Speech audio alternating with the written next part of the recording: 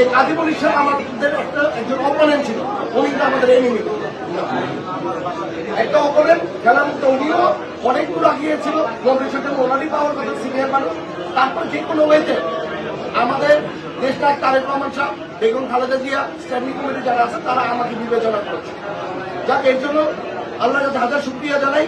কিন্তু উনিও যে আমাদের সাথে ছিল, ওনার সাথে যারা যারা ছিল ওদেরকে সবাইকে নিয়ে আমরা একসাথে মিলে যাতে দলটা করি। কারণ বিএনপি আমি বিশ্বাস করি বিএনপি সকলে মিশ্রণে একটা দল হবে। আর আমি আগেও বলেছি যে আপনাদেরকে নিয়ে আমরা একটা রূপগঞ্জকে চেঞ্জ করবো ইনশাল্লাহ। কাজী বরিশাল এটা আমাদেরই একজন অংশ, কারণ উনি আমাদের সিনিয়র মানুষ, উনিও আমাদের গাইডেন্স দিবে কিভাবে করলে ভালো হবে। সবাইকে নিয়ে ইনশাল্লাহ হায়েস্ট ভোটের ব্যবধানে ইনশাল্লাহ ধানের শীষে ভোট দেওয়া তারেক রহমান সাহেবকে, এই উপরটা আমরা রূপগঞ্জবাসী ইনশাল্লাহ।